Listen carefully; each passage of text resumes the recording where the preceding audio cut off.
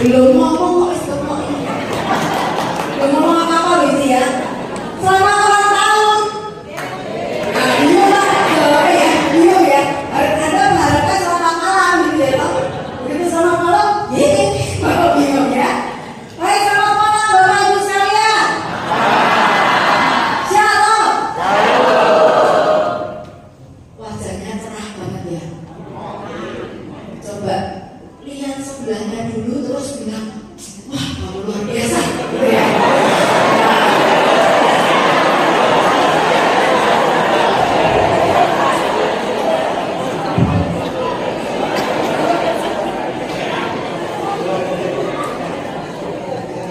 Baik, jadi hari ini temanya apa? Tumbuh, berkembang dan berbuah. Siapa di sini yang sudah tumbuh, berkembang dan berbuah?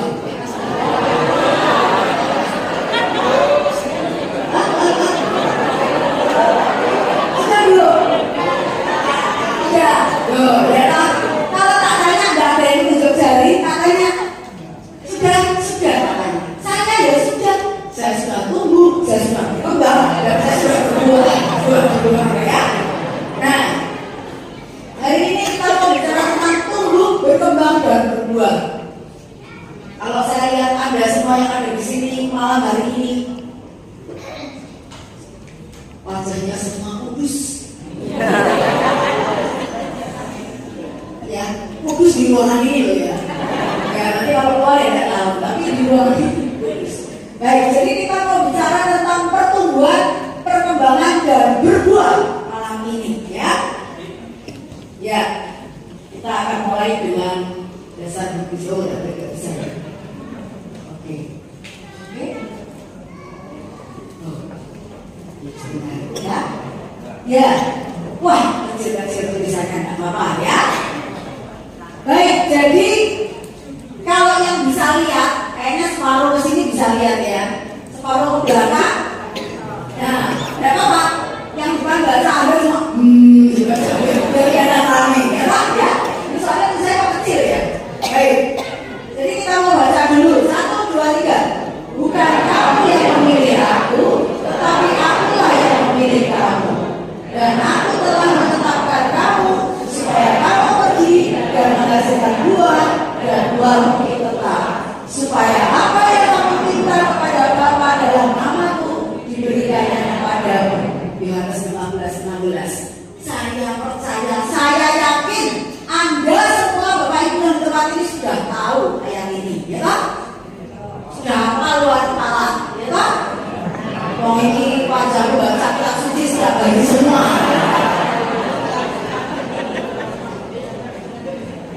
Jangan bilang enggak. Kalau saya bilang ini wajah baca kitab suci semua, amin gitu, ya kan? Ya amin ya. Nah ini, aku telah menetapkan kamu supaya kamu pergi dan menghasilkan buah, ya. Bapak Ibu pergi dan menghasilkan buah. Kan kita itu tidak serta-merta menghasilkan buah, toh ya. Ada pertumbuhan dan semua dimulai dari biji, dari benih, ya kan? Semua dimulai dari benih. Semua awalnya adalah benih. Kita itu semua tidak serta-merta berbuah. Karena untuk berbuah itu berarti perlu tumbuh dulu dan awalnya adalah benih, ya.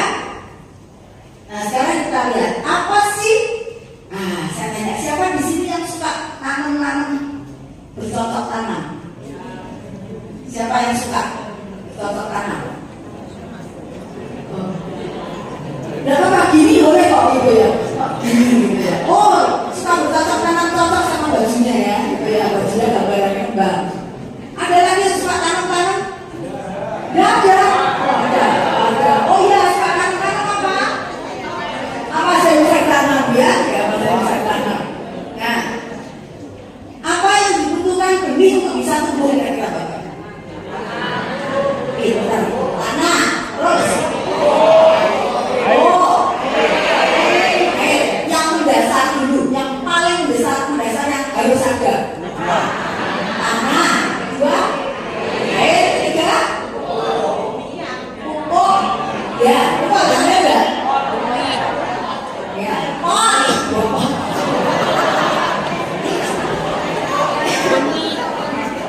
Jawabannya enggak ya. Jadi yang pertama untuk itu perlu tanah, ya. Tanah untuk bertumbuh, ya. Benih itu adalah kita itu benih yang ditaruh Tuhan, ya kan? Disepakati hidup kita ini semua benih yang awalnya adalah benih yang Tuhan taruh, ya toh? Dan tempat pertama untuk tumbuh adalah tanah. Nah, tanah itu adalah keluarga yang saya maksud tanah. Kedua yang dibutuhkan adalah air. Butuh air toh? Ya. Yang ketiga sinar matahari. Itu yang paling penting, ya toh? Kalau kita bicara pupuk, belum tentu dibutuhkan sih, ya kan? Nah, di hutan-hutan itu kan pohonnya subur-subur. Yang pupuk siapa coba? Ya, Tuhan, ya. Yang pupuk Tuhan, yang kasih pertumbuhan Tuhan, yang kasih buah Tuhan, Tuhan gak lihat apa banget.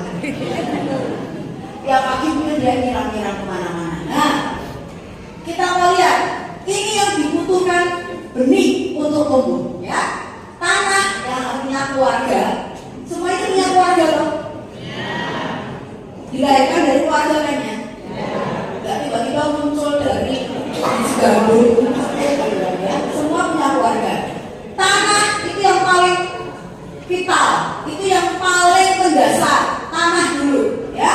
Tanah itu keluarga, air itu dari makanan rohani, tiga sinar matahari. Nah sekarang kita mau lihat satu persatu dulu. Ini kita bicara tentang tumbuhnya dulu, ya. Tumbuhnya seperti apa?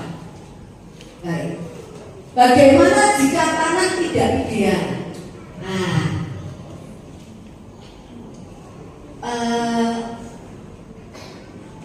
tidak semua tanah itu ideal kan ya. Ada tanah yang kering, yang nggak bisa ditanami apa tuh? Tanaman-tanaman tertentu ya, yang bisa tumbuh di tanah yang gersang itu apa? Kaktus, terus apa lagi? Hah? Palem. Palem. Palem. Apa? Kurma.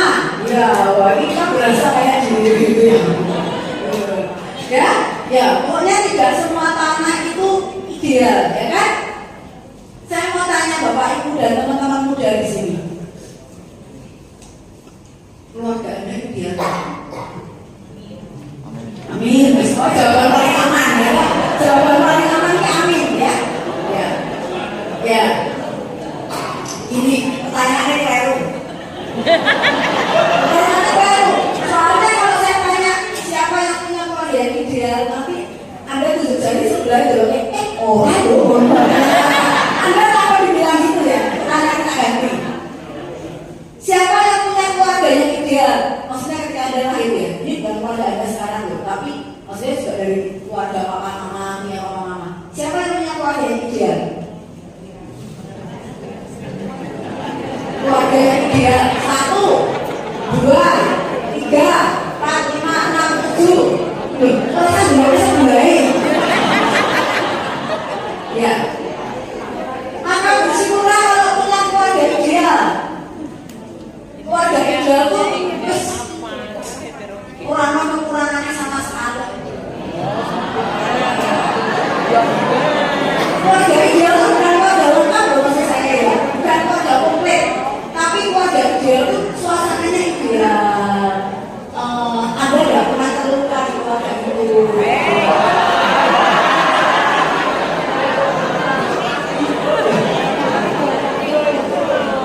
Sebentar.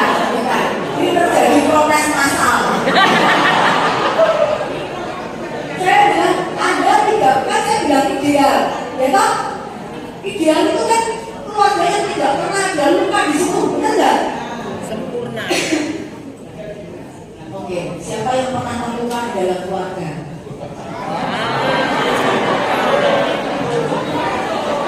Saya tanya gitu harus semangat.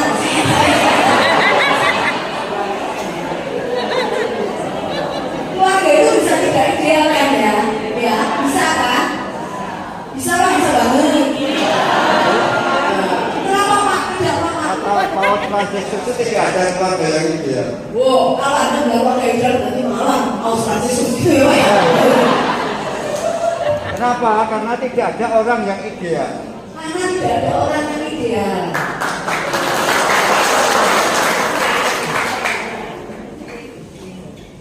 Sekarang saya lihat sebenarnya bilang, aku ideal deh. Kasih tahu sebenarnya, aku ideal deh. Gitu ya. Kasih tahu dari sana, aku bilang ini, aku ideal deh. Siapa? Kenapa saya cuma bilang itu aja dia sedih? Kenapa? Aku ngomong orang sebaik dia mau sedih loh. Ya. Bahkan keluarga yang jarang berantem. Ada keluarga yang jarang berantem? Ada. Saya yakin banyak. Orang dari Padang Barat tak suci apa yang berarti keluarga jarang berantem mesti.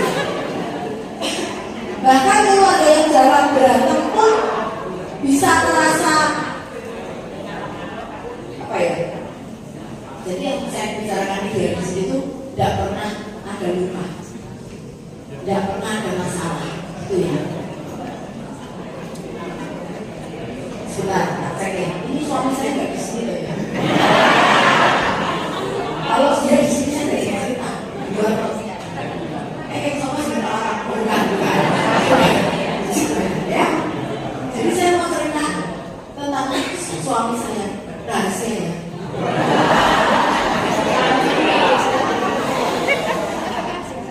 Suami saya itu orangnya kan kalau Anda lihat tuh orangnya sangat sabar gitu. Ya. Oh, ada yang belum pernah tahu ya. Gitu ya. Jadi orangnya sangat sabar. Loh, ini pengen anak dua, bukan sih kalau kayak lain waktu kayak anak dua itu bawah. Nah,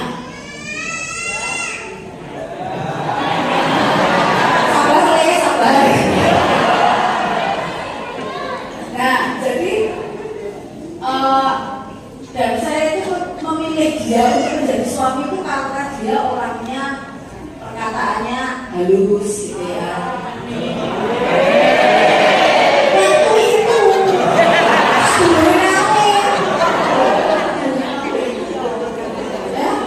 Terus orangnya sabar gitu ya. Apa namanya Pak Sabar Bu? Namanya Pak Sabar bukan. Lalu saya mikir orang ini tidak akan pernah membuat saya sakit. Orang ini tidak akan pernah nyakiti saya.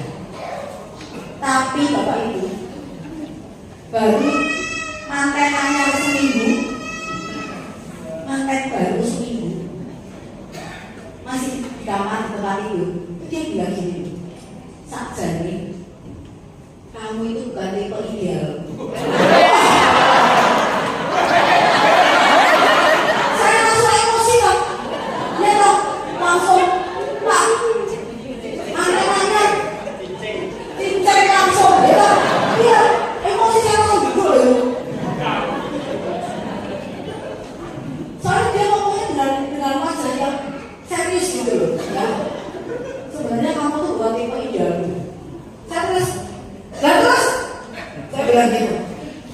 Dia ngomongnya dengan tidak merasa tidak bersalah gitu ya.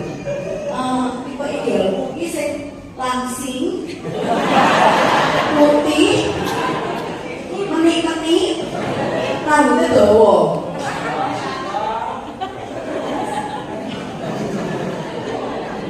Rasa-rasa kabeh. Saya kan langsung marah, saya bilang, terus saya kenapa kok kawin karo aku? Terus dia bilang gini, karena kamu itu paling berbeda.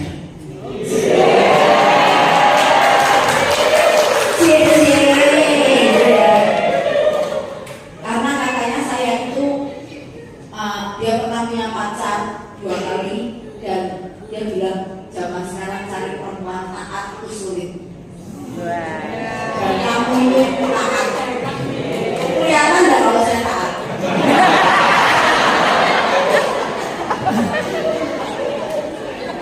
Ya, jadi waktu itu kalau Pak bawa terus ya, Bapak Ibu. Coba makanannya seminggu gitu kan rasanya terus. Kalau saya masih banyak luka pasti aku ya, ya benar aku rasa dia.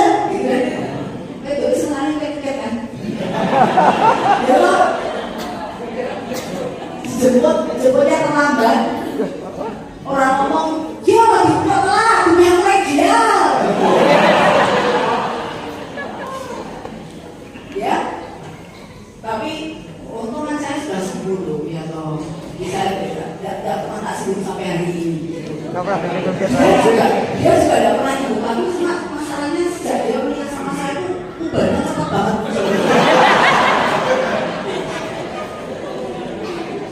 Tanah itu bisa dari dia, ya kan? Siapa yang pernah? Ya nggak usah tanyain nanti ada taruh di sebelah itu. Jadi mungkin ada juga di sini yang kecil tersakiti oleh orang tuanya. Orang tuanya suka mukul, ya. Orang tuanya kalau maki-maki apalagi orang zaman dulu itu, betul? Kalau maki-maki sangat keji, ya kan? Seperti kejinya itu seperti golok pembunuh naga. Keadaan keluarga untuk tumbuhnya benih itu bisa dari dia, ya kan?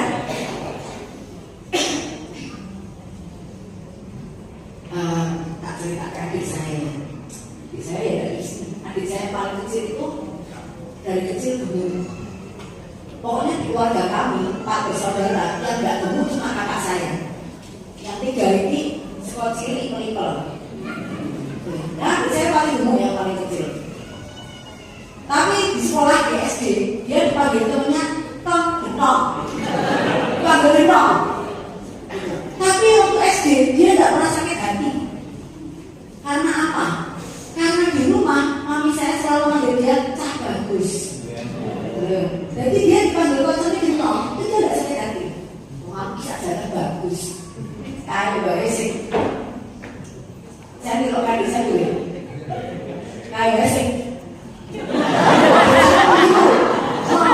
Ya, pokoknya percaya diri bahwa dia ganteng. Karena saya selalu ngomong sampai bagus itu. Terus sampai dia SMP, dia lama-lama mikir. Dia kan mulai naksir cewek, tapi cewek kok gak mau sama dia. Terus dia tanya sama mami saya, akhirnya, mami, aku mau tanya jawab jujur. Ya, gak apa. Mami saya tuh orangnya ngomong banget. Saat jawab aku bagus apa enggak? Dan mami saya jawab, murah. Lu yang bagus papimu. Tapi jauh kalau papi, gitu mami saya gampang gitu. Wah, itu sejauh itu dia dari gini, belum jauh. Dan dia merasa keluarga yang tidak idealnya. Tapi hari ini dia sudah pulih lah, Gitu. Jadi waktu dia ngajar SDR, kasih sesi SDR dan dia cerita itu, saya malah baru tahu, ngomong, lalu pulang dari SDR kami berdua mengadili mami. Mami dulu ngomong gitu, apa ini kan? Jadi keluarga itu bisa tidak ideal. Bahkan ada keluarga-keluarga yang berpisah ya. Nah tapi kalau tidak ideal, dia caranya supaya ideal. Diberi pupuk, memperbaiki kondisi. Kondisinya diperbaiki, tanah yang tidak ideal. Jadi gini, suami saya itu suka cocok tanam, suka tanam-tanam. Dan di rumah kami ada pohon jambu, pepaya, mangga, jambu. Beli dari pasar itu di sana banyak penjualnya, di kota banyak pembelinya.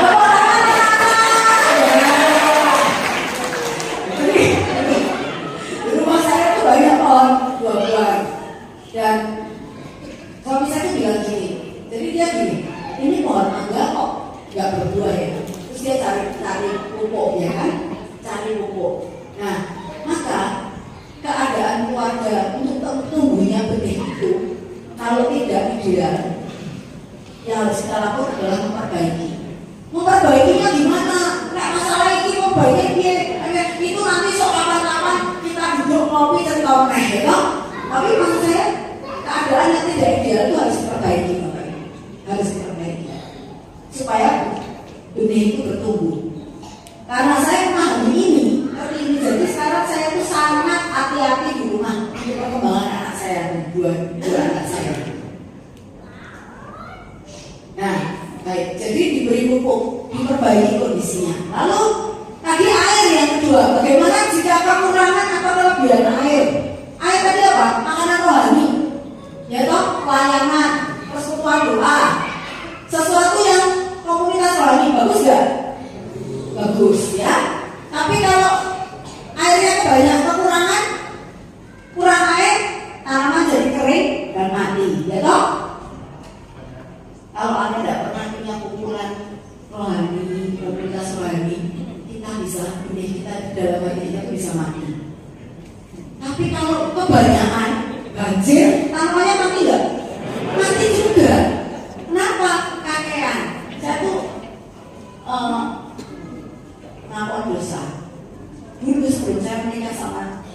suami saya Henry.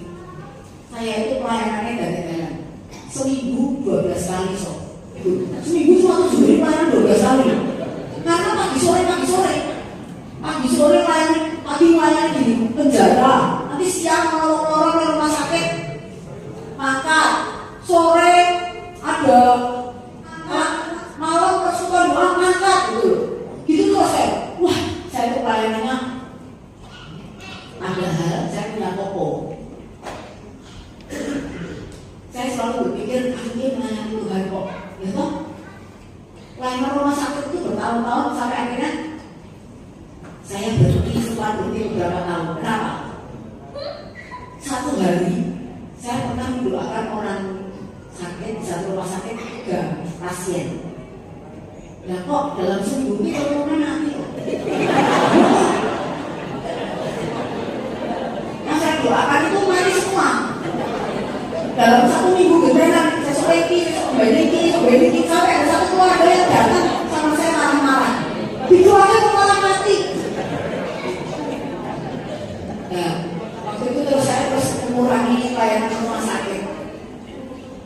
Karena waktu teman baik saya sakit, dan dia bilang, Evi kan janjian makan sama saya. Evi aku nggak bisa keluar makan nih, awalnya enak untuk meriang ini. Terus saya bilang, tak doa jangan.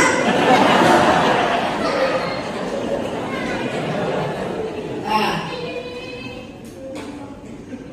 cerita pokoknya saya tuh pelayanannya sudah hilang. Dan itu ternyata tantangannya banyak.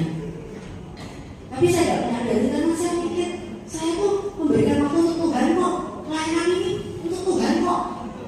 Seminggu dan rolas kali kelas. Tapi apa? Toko saya lama-lama tidak urus. Saya percayakan karyawan. Pokoknya mereka tapi stok barang berkurang terus. Dicuri gitu. Saya tidak tahu. Makanya dia Tuhan mempertemukan saya dengan Henry. Dia masuk ketika toko saya itu sedang turun terus dan saya pelayanannya naik terus. Bapak Ibu kalau kita mau melayani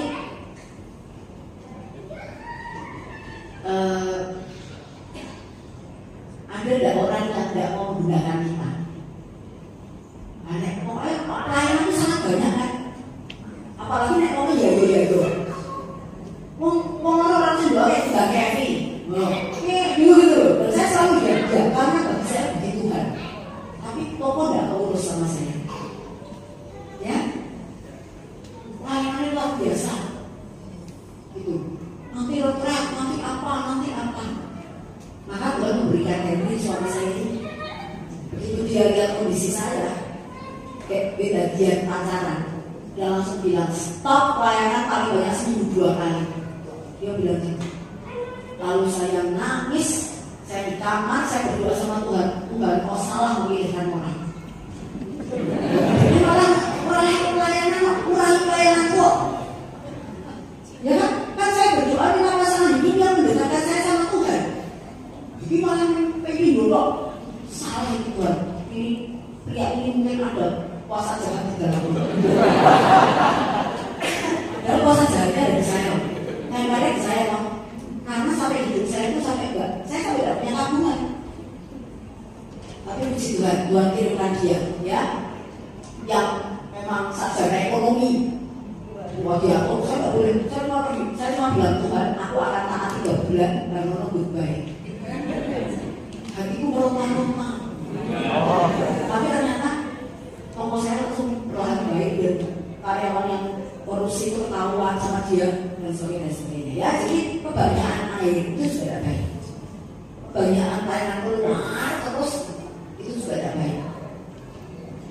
Ya, untuk bertumbuh. Jangan khawatir. Kalau matahari gimana? Matahari dari kan Tuhan. Kalau matahari gimana? Jangan khawatir sama matahari. Matahari ini kilo-kilo. Dia panasnya tuh tidak 24 jam di tanaman itu, ya kan? Kalau kita taruh tanaman di halaman, kena matahari, sehat gak? Sehat, tapi kan tidak 24 jam kena matahari terus kan? Kita perlu masuk kandang, tidak usah mataharinya tahu diri. Bukan, ya kan? Dari terbitnya matahari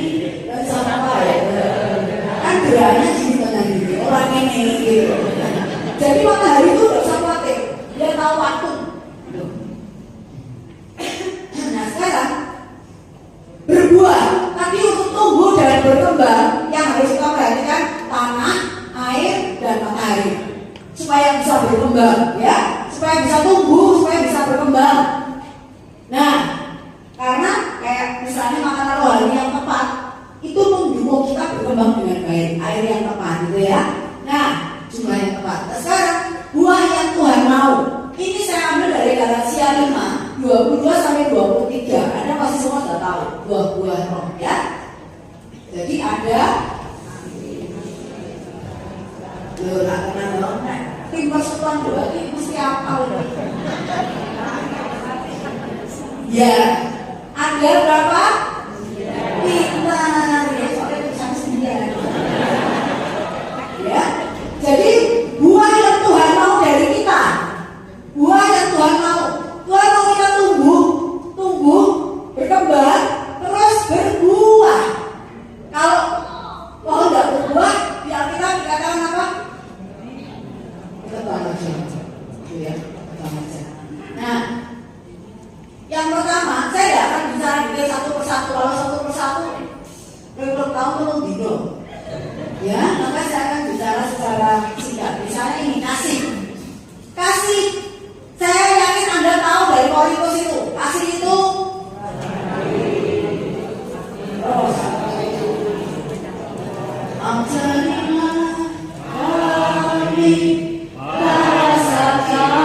kasih-Mu agar kami dekat padamu, ya Tuhanku. Ajarilah kami rasa cinta-Mu agar kami dekat padamu. Ya, kasih. Kalau saya bicara kasih, Anda semua di sini sudah sering dapat IPG tentang kasih, ya kan? Sudah praktek semua di rumah kasih, kan? Sudah. Sudah praktek semua? Sudah. Nah, tapi yang saya mau sebutkan di sini kasih. Karena saya tuh kemarin itu barusan dapat curhatan dari seorang pengajar Jogja yang saya minta untuk belajar bab 4. Siapa yang sudah ikut camp atau saya di sini belajar ini? Ya, bab 4 isinya apa? Lari mesti ya, nggak apa-apa. Lari kamu, saya Indonesia Raya anak barangku lari yuk. Jadi bab 4, jadi dia tuh belajar bab 4 tentang kerajaan Allah dan keselamatan, ya. Saya suruh nyusun saya suruh nyantar ke saya suruh nyusun materi. Kok dia itu telepon saya loh, aku nangis, nyusun materinya aku nangis, aku bertobat gitu. Mau ini pengajar kok ajar persiapan bahan malah nangis malah bertobat. Dan kemarin saya ketemu dia di Korintus dan dia cerita bahwa menyusun bab 4-nya saya itu membuat dia bertobatnya gini. Kasih. Dia bilang selama ini, tadi saya sudah waktu dia cerita ke saya video kemarin. Tapi tadi saya bilang mau tak setel, dia bilang jangan, nggak mau. Ya udah tak cerita kayak mau. Ya toh, jadi dia bilang sama saya, selama ini aku berpikir dengan menjadi pewarta, dengan menjadi tim persekutuan doa, dengan menjadi pelayan, itu baca kitab suci, doa setiap hari, dan melakukan hal yang baik, maksudnya nggak berbuat dosa, itu sudah cukup. Tapi ternyata aku tuh masih banyak melakukan dosa yang jauh dari kasih. Apa? Jadi dia tuh kalau ke supermarket, ya, dia cerita sama saya orang mikir, kalau ke supermarket dia ngambil barang, misalnya ngambil kerupuk gitu ya, kerupuk ikan misalnya gitu ya, dia ambil. Terus aku tekan ono gitu, terus karena kerupuk ikannya itu menarik, mereknya lain gitu ya. Dia akan ambil, terus ini yang mau harusnya dipulangin sana loh. Enggak, tidak lagi sasain. Jadi rak manapun terdekat, karena malas jalan ke sana. Di sini nggak ada yang bedanya. Nggak ada kan ya? Nggak ada bedanya. Karena udah jalan, gitu loh.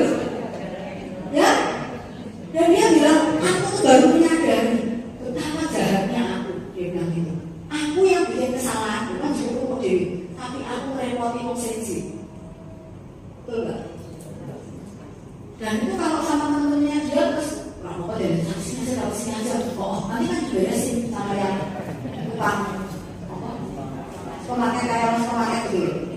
Dia bilang, "Mama, aku itu jahat sekali. Aku yang salah ngambil, tapi aku merepoti orang lain." Tuh, saya langsung, aku ketok aja kapan nih ngomong. Terus dia bilang lagi, terus kamu tahu nggak?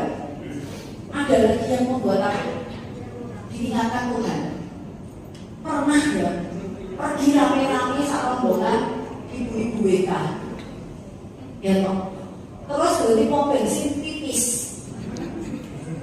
Keluar dari mau bensin, aku mau naik. Orang masih tunggu ini bisa sampai.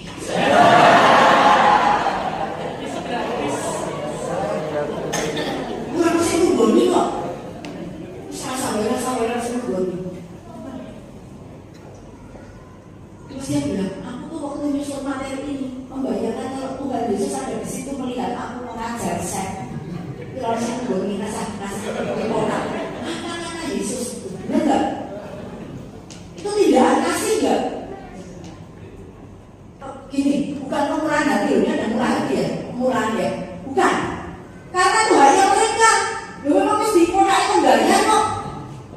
Teman saya itu malah kalau saya punya teman yang hampir kalau pokoknya nggak diajarkan dia selalu nggak bayar. Terus kalau saya tanya, kenapa kok kalian belum bayar? Jawabannya kok, lah mau anak gimana? Pipis juga orang nggak bayar.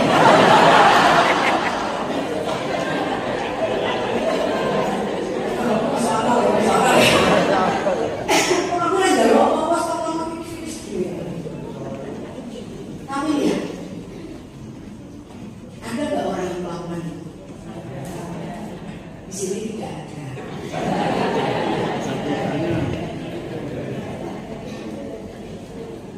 Begitu juga kalau parkir.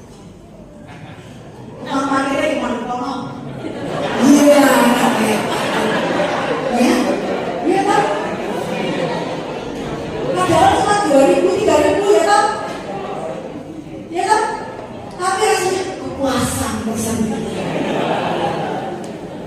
Tapi, nah itu loh. Terus gini, dia bilang, aku kayaknya zaman dulu kalau masuk Kaliurang, jadi kan ada Kaliurang, di sana Kaliurang, itu kan ada gaji. Wah, ini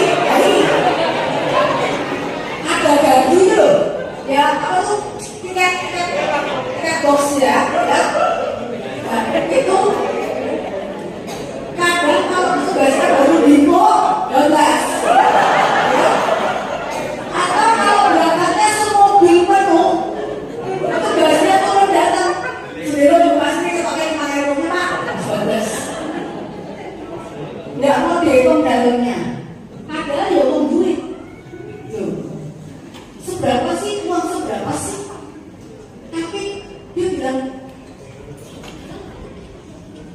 aku bertobat, aku nangis karena ternyata selama hidup begitu hinanya. Dia juga orang tua aja, gitu ya. Tapi kan dia bilang sama temannya yang nggak pelayanan, itu dia bilang, ya sama orang itu puasa banget.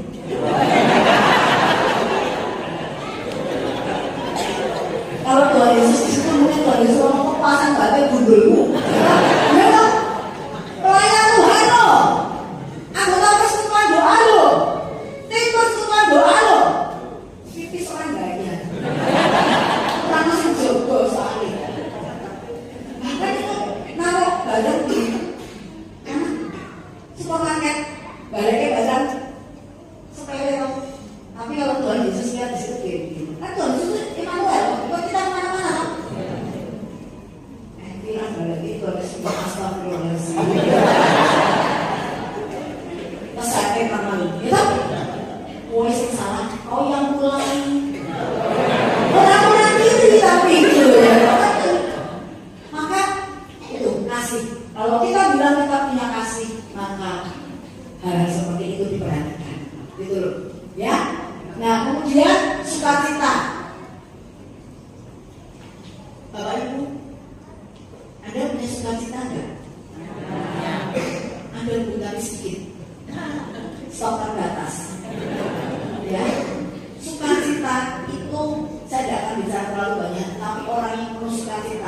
nggak usah ngomong sebelah itu saya bilang sore awe kesini ya dong ya gitu kan. Orang yang punya sukacita itu masalah apapun, maka saya bilang jadikan hidupmu happy dulu ya, dan orang berikan kamu masih sukacita, biar ada sukacita. Saya bilang tiap hari Bu nyanyikan lagu pujian untuk Tuhan ya. Berdoa baik, tapi juga nyanyikan pujian, karena satu kali menyanyi berdoa untuk Tuhan dengan sungguh-sungguh sama dengan dua kali berdoa. Maka nyanyikan pujian untuk Tuhan dengan sungguh-sungguh ya. Dia bilang ya. Jadi saya ajarin. Jadi kalau nyanyi itu ya dengan gembira. Tadi Anda di sini tanya, waduh, nyanyinya pujian apa ya? Ku mau selalu bersyukur, selamanya bersyukur. Maka saya perlu bilang katakan sukacita ini. Dan ibu itu praktek. Jadi dia ketemu saya 2-3 minggu setelah itu, dia bilang sama saya, wajahnya sudah lain, sudah cerah gitu. Gimana Bu? Apa kabar Bu? Wah ya, saya tuh sekarang dia baru nyanyi pujian, hati saya kok jadi lebih enak ya. Bertahun-tahun terus jadi lebih enak. Oh iya.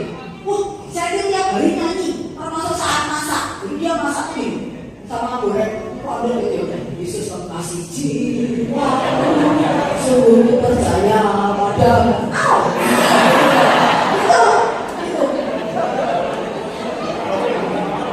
Dan iya, ini Pak Bro, dia mau merayakan di depan saya loh soalnya. Gini Bu, sambil nyeplok orang ya Bu, saya juga walaupun cuma nyeplok orang, saya nyanyi pujian untuk Tuhan. Dia ngasih contoh, rokan dipecah terus ini, terus kan mulai panas. Yesus mengasihi jiwa, ini pakai ini, sungguh percaya pada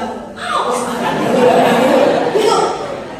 Dan Anda tahu kira-kira berapa bulan setelah itu saya ketemu lagi ngajar di kelas itu, dia bilang puji Tuhan Bu. Ya kita tuh bukan bersukacita langsung berita orang ya, tapi anaknya udah gitu, dan dengan perkataan gini, Mas, aku sudah putus sama itu. Kenapa? Tak pikir-pikir, aku lebih mementingkan Tuhan Yesus. Nah, lalu Bapak Ibu setahun kemudian setelah itu kan ibu ini jadi panitia tuh, ya. Dan saya mendengar sesuatu yang sangat luar biasa. Kenapa? Jadi ibu ini kan tinggal di kampung, dapurnya dia dan dapurnya gitu loh, ya. Dan sebenarnya itu tahu banget ibu ini bertahun-tahun kemarin. Nah, kalau saya ini semua mau barang. Terus sebelah itu juga jaga gitu loh, jaga sendirian tinggal sama anaknya, tapi kan jadi 10 kilo dari rumah, jadi ada batang itu. Dan dan satu tahun kemudian sebelah ini kan sering ngobrol dulu, pasti udah diseneng soal ini dan apa? Jangan dibaptis. Wah, dari evangelisasi tenang loh. Jadi dari orang yang pakai awe ya. Luar biasa. Sukacita. Jadi yang tetangganya ini, kok ini orang masalah terus, tapi kok itu udah diseneng kok. Iya kok. Nah itu loh. Sukacita kita bisa mengevangelisasi orang. Anda tidak perlu bilang, ayo meluk Tuhan Yesus, senang-senang. Jangan senang-senang. Tapi kemarin kok yang ngomong. Lalu ini damai sejahtera. Ini yang saya mau cerita lebih, ya, Bapak Ibu. Banyak orang mengklaim dirinya siapa yang sudah punya damai sejahtera. Saya begitu. Saya itu ya merasa saya itu sudah punya damai sejahtera. Saya itu kan orangnya kan isi going Anda tahu tidak? Senang pergi-pergi gitu. Saya itu orangnya nggak mikir, maksudnya nggak banyak mikir gitu, santai gitu ya. Jadi saya tuh merasa saya punya damai sejahtera. Apalagi saya mengajar retret, mengajar sagu itu pewarta firman, terus damai sejahtera bertahta di hati. Tapi suatu hari 5 tahun yang lalu itu kejadian waktu saya hamil anak kedua saya, Kenzo, anak berisika Kenzo. Saya hamil anak kedua saya Kenzo, ya. Jadi Bapak Ibu di sini sudah banyak yang tahu saya hamil anak kedua saya umurnya 45.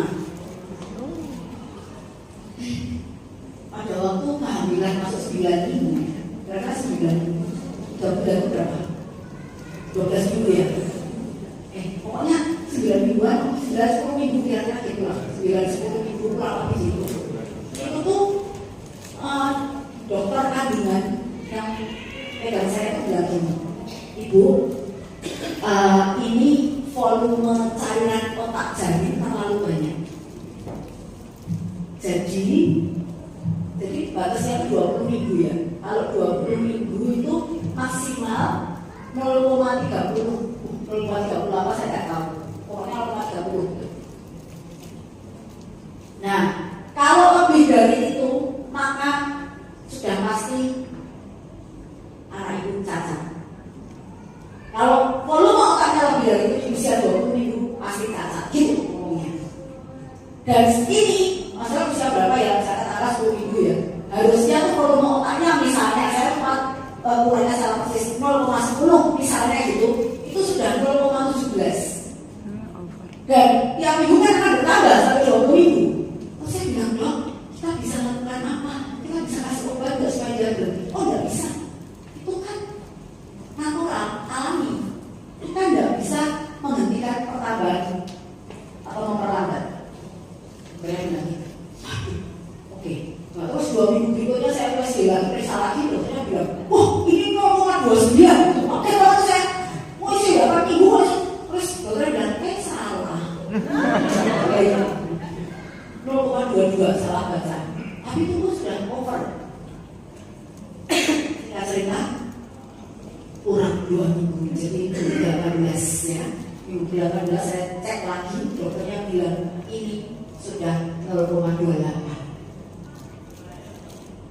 Dan dokternya bilang ibu siap-siap anaknya tidak normal. Ibu siap-siap anaknya cacat. Karena memang kehamilannya berisiko 45. Saya hamil anak pertama sudah 43, hamil anak kedua 45, ya kan? Dokter bilang gitu. Pulang dari situ, ibu persiapkan hati. Karena ini tuh 38 atau 30 waktu 15 posisi 2 minggu gitu loh. Dan itu sudah pasti lah 90% dia bilang gitu. Pulang dari situ di mobil saya nangis, saya sedih banget, saya khawatir, saya takut, saya nangis gitu. Tapi saya nangis, tapi suami saya itu dengan sangat tenang nyetir, malah nyanyi, wajahnya biasa. Saya kan jadi emosi. Enggak apa-apa emosi terus.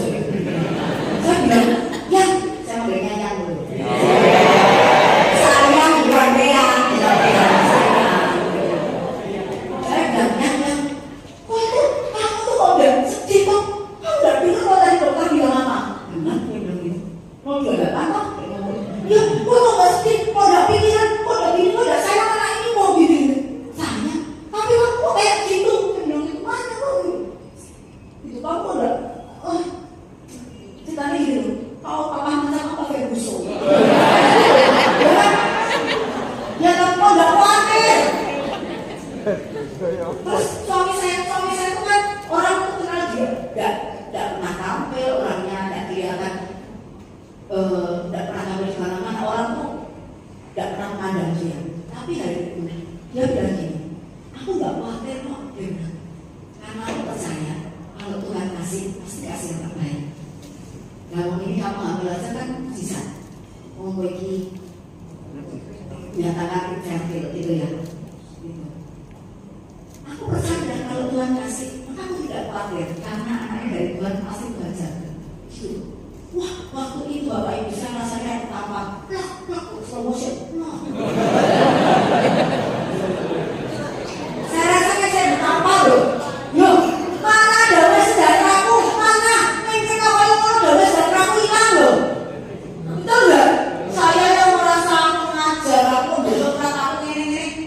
Loh, kena kayak gitu damai sejahtera saya itu hilang, ketakutan, nangis. Di mana damai sejahteraku yang tak klaim aku sudah punya itu? Suami saya yang warna ya bukan, memberi rotan ya bukan. Nanti tahun akhirnya rotan begini mesti balik.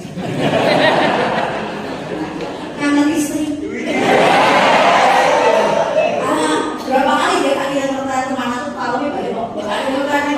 Bandungan, kok tertarik malamnya mesti pulang. Apa yang banyak kami kemalan gitu. Tapi dia tuh justru damai sejahtera ada di hatinya dia sungguh-sungguh. Dia percaya Tuhan baik, dia percaya dan di mobil dia sabunnya dia senyum-senyum nyanyi apa?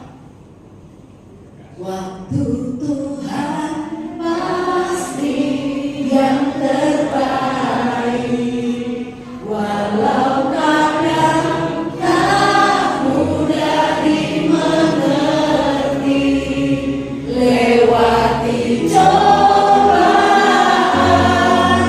ku tetap percaya waktu Tuhan pasti yang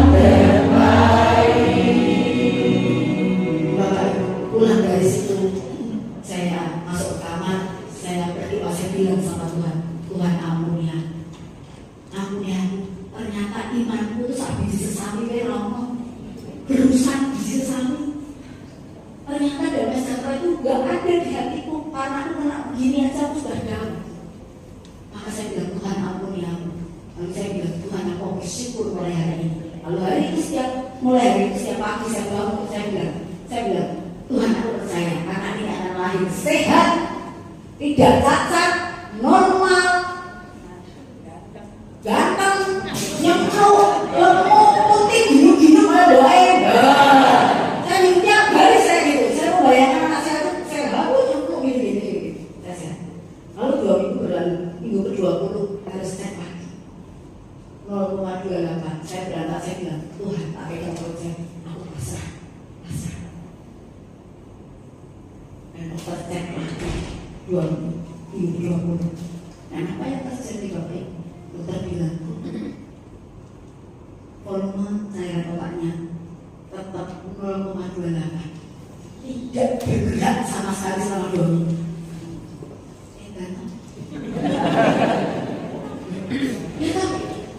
Luar biasa Tuhan. Tidak bergerak, yang harus saya lakukan tidak apa. Dokternya sampai bilang ini kok bisa ya? Tanya sama saya, kok bisa begini ya? Saya waktu itu jawabnya cuma ya saya nggak tahu dok. Waktu itu saya nggak terpikir, kemudian tak tanya, kamu nanya gitu. Saya nggak terpikir gitu. Dan luar biasa Bapak Ibu, anak saya Kenzo lahir sehat, normal. Dan luar biasa. Ini sekarang dia ikut bawah sudah hampir 5 tahun, 4,5 tahun. Dan setiap kali bubuk ini naik lindur, bubuk itu harus sama saya terus naik lindur, lagi mami. Ya, yang Tuhan mau mulai praktek dulu. Jadi buah yang Tuhan mau itu kasih sukacita, damai sejahtera, kesabaran, ya kesabaran, kemurahan hati, kebaikan, kesetiaan, kelemah lembutan, hati dan perkataan. Banyak orang, mohon maaf ya, di Jogja kok, tidak di Solo. Itu semakin mereka masuk di pelayanan, malah kata-katanya semakin menyakitkan.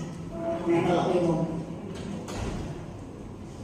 ada seorang teman saya, dia masuk di pelayanan, seorang gadis, badannya gede banget, badannya besar sekali. Tapi orang ini tuh, anak ini tuh, mungkin usianya berapa ya, 27 atau 26 gitu sekarang ya.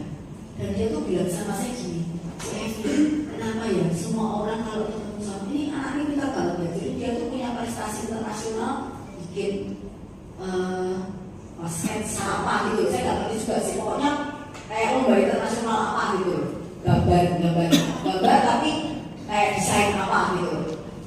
Dan dia bilang semua orang itu kayak ketemu aku, kok sih ditanya itu mesti badanku loh jadi komen ini, kok tambah lembut toh, kok orang kurus toh, kok nggak ada yang nanya prestasiku. Dan Evi tahu nggak yang nanya itu sebagian besar orang aktif di pelayanan. Maka kalau di Jogja, saya selalu bilang sama orang yang melayani, perkataanmu itu jaga gitu loh. Kan bisa nanya yang lain loh, kamu gimana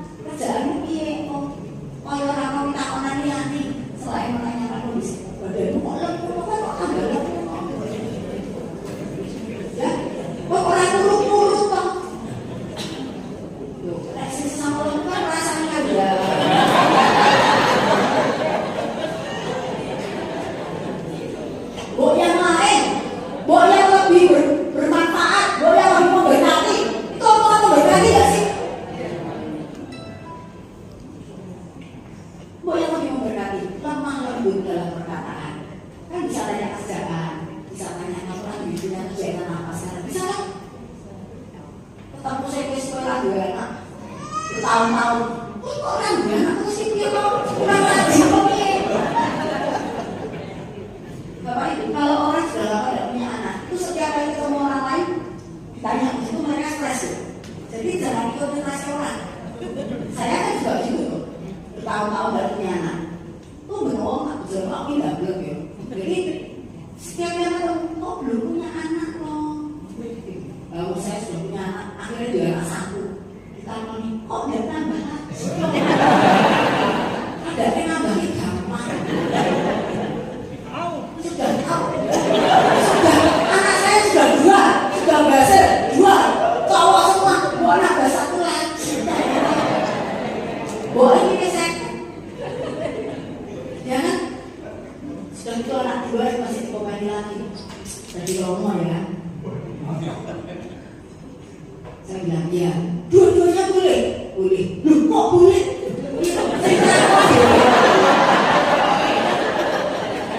Ya kan? Saya selalu bilang boleh. Anak saya dua-dua jadi romo boleh? Boleh. Terus mereka nanya apa? Oh anak-anak jadi romo apa? Bu Evi ini sama ini sama. Ya kan? Pertanyaannya pasti itu. Terus saya bilang, nah, aku tuh punya anak bukan untuk ada yang menjadi jadi anak ini saya lahirkan bukan dengan tujuan supaya ada yang menjadi saya kalau tua. Aku sakit kok. Itu langsung bayi semua langsung ke rumahnya aku itu bayi. Itu sudah pada hadirnya loh, ya kan? Katanya anak itu titipan Tuhan. Ada dekat milik. Ya kan?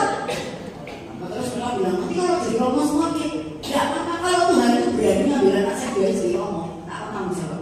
Jawabnya begini. Maksudnya Tuhan pasti melihat dalam masa tua saya. Tuhan itu kan baik. Kalau dia mau ambil anak saya dua jadi romo, pasti saya diobain juga Tuhannya. Orang asal kali dijepuk kan, ya kan?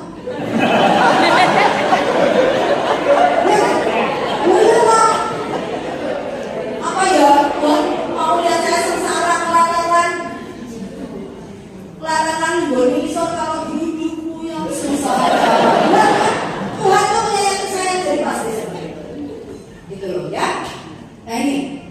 Dan terakhir adalah berbuat dalam hal penguasaan diri. Banyak orang tuh melihat kalau orang sudah pelayanan malah omongannya lebih bagus, malah menghakimi orang yang lebih ngeri karena rumangsanya wis paling holy, paling suci, omongan iso bahasa roh.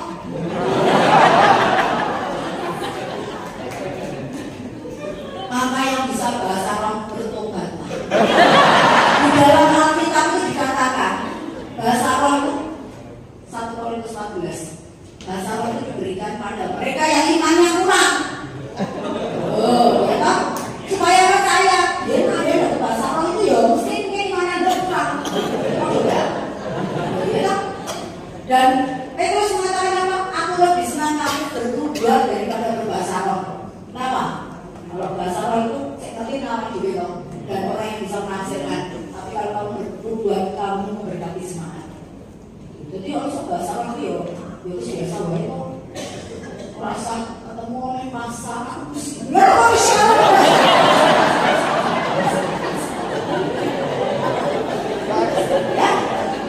menguasai diri dalam segala ya. Ini kalau kita bicara menguasai diri bisa akan sekali. Baik, Bapak Ibu, jadi sebagai penutup saya mau katakan bahwa berbuat apakah cukup ini saja? Apakah di end of the day, di akhir hari, di akhir umur hidup kita, di akhir masa hidup kita, apakah Tuhan maunya kita cuma sampai stop sampai punya buah ini?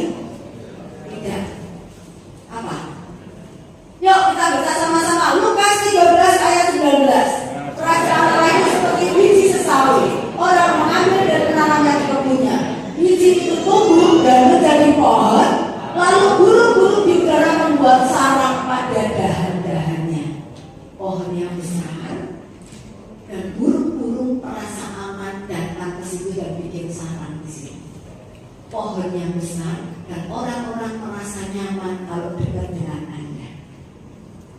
Orang merasa tenang kalau dekat dengan kita. Orang-orang bisa mempercayakan rahasianya pada kita. Orang-orang merasa dapat kekuatan baru kalau ketemu dengan kita. Itulah yang Tuhan mau. Bukan sekedar beli di dua belum. Aku ini penguasaan diri. Kita Terus mulai nggak begitu. Ada akhirnya dan Tuhan mau lalu burung-burung di udara membuat sarang pada dahan-dahannya. Burung itu hanya bikin sarang di pohon yang dia anggap kuat dan bisa diandalkan, gitu ya. Maka tidak peduli umurnya berapa, bahkan yang muda-muda juga saya bilang pohon yang besar. Amin. Dan menjadi tempat burung untuk membuat sarang. Amin. Terima kasih. Selamat malam.